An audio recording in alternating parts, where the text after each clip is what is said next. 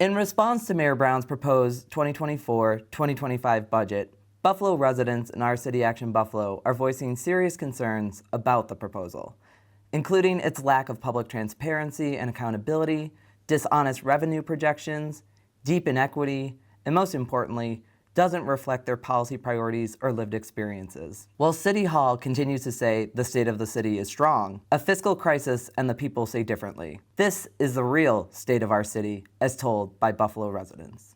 Right now, I currently live in Linwood, so more of the west side area, in between the west and east side area, but I've grown up mostly in the east side, more towards the Bailey area. My opinion, food deserts has always been a problem for me, and we've just had that whole top situation, which it's pretty obvious that it was racially motivated because there's not many, that's the only place where a lot of black people in that area can go to get groceries because of the food desert. Another concerning issue that not only me but other residents in Buffalo, specifically the east side, has is the lack of funding, and especially funding in like education and a lot of programs that could help children and a lot of young adults. Growing up, I really did not really have any public resources or any public funding other than Boys and Girls Club, and that was really it. It seems like there's less and less funding that's going into programs and any public education or any public funding that would help the community in the east side. When we first immigrated from Poland to Buffalo, we lived in the east side around the Broadway Market area. My family immigrated here when I was 3, June of 1980, and I pretty much lived here all my life. Buffalo is the city of good neighbors, and I think we welcome diversity. So some of the barriers that I faced growing up was language, and having a language barrier when your parents don't speak English and you're also trying to learn English was quite difficult. Government could support our immigrant community by offering more language classes, providing cultural training through their employers, by providing affordable housing, better health care. It would allow for the refugee and immigrant population in Western New York to get their education, maybe go to college, maybe pick up a trade. It would provide for the children, for the young teenagers, the young adults, to have a better life and not struggle as hard as the parents did. I am from Kansas City, Missouri. I've lived in Buffalo for 9 years, 8 years of which have been in Fillmore District off of Whitney Place. An issue I am very passionate about and is very important to me is the arts. Where I'm from in Kansas City and St. Louis as well, both of their Albright Knox or AKG equivalents that are about the same size are free. St. Louis's museum has a sign that says dedicated to art and free for all. And I think that with all of the pride that Buffalo has for the renovations that they did for the AKG, putting access and admission behind a paywall is inherently exclusive, exclusionary, and limits access to art, which is a public good. Sort of a tri-prong issue that I'm interested in as well is the fact that Buffalo, gets on average around 100, if not more, inches of snow a year, but is not seemingly prepared with the proper response and infrastructure that other cities like Montreal, which is bigger, but still, knows that it gets snow. I know it's important to plow main roads given the routes of traffic. However, having lived on my street for 8 years, it is seemingly a very different frequency with which they come down my street. Gaining momentum and progress, as someone who's not a homeowner, given that I'm a millennial with 3 degrees worth of student loan debt, I think, in general, finding ways to make housing more accessible is a really great start. I've recently been told that the department at UB is cutting funding, and so I'm not being offered much of a career opportunity to stay in Buffalo or be incentivized to stay in Buffalo. And I think, with increasing prices of living, among high taxes already, it certainly incentivizes me to leave and not stay. You'll have an actual example of what trickle-down economics looks like. Not so much wealth, but rather the burden is placed on the shoulders, or will fall down to the shoulders of the less fortunate. So I grew up in the suburbs, Williamsville,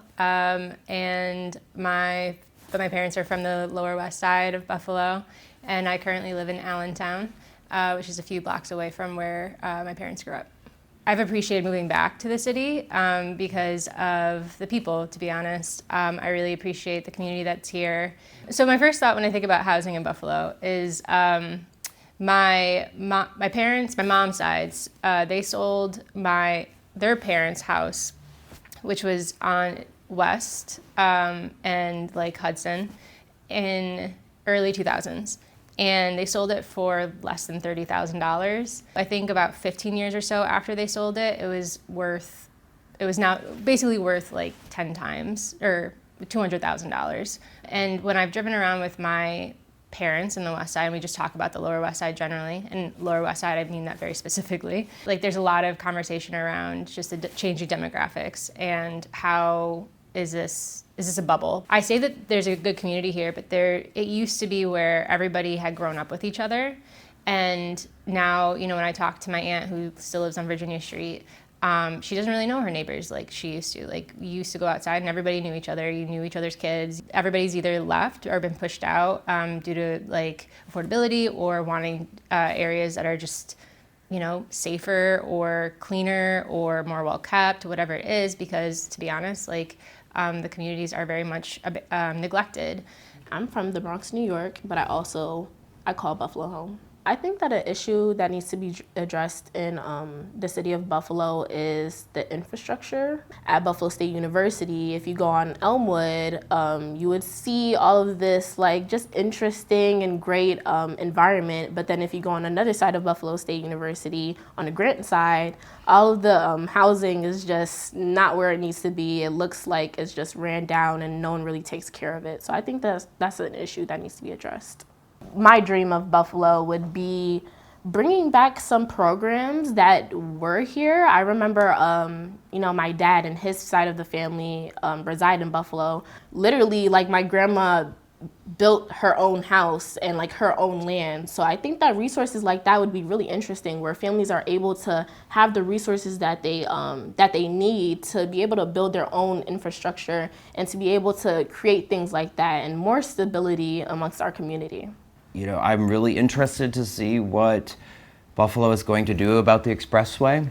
I've heard a lot of oscillating back and forth, opinions about what they should do, how they should respond to it. I think it's one of the biggest eyesores of the city.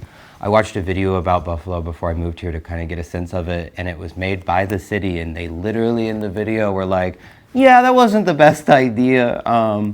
And I thought that was funny. But then when I got here and saw that it cut through the beauty of what is supposed to be one of the biggest like urban, parks in America, I understood. And so I'm really interested to see and hope that they respond in a way that is appropriate for, righting the wrong of that infrastructure decision. As a social worker, we learn about systems, and we learn about how to work with people, how to invest in people, and where our investment is going towards a system, the police system, where when somebody's in crisis, a mental health crisis, instead of receiving support or having somebody who knows how to de-escalate, they're experiencing somebody who's coming in with, again, force and trying to control the situation as opposed to support the person. I do not like the reality, especially in Buffalo, how things are now, but I do not give up on change. I've realized that things really are a problem when I was younger, and they had Trayvon Martin's dead body on live television when I was a kid.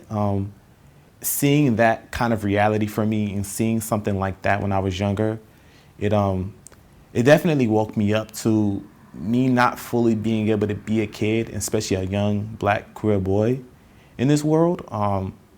But it also inspired something in me to really do changes and speak about things and really try to be a part of the change, because for me, it's not about being in the history books. It's not about being known. It's about making those changes, because so many people before us that are not in the history books, that don't have names, have made those changes and paved the ways for us to be here now. We can fight the cynicism that keeps us unorganized. Together, we can hold our elected leaders accountable and take back our city from corporate landlords and real estate developers.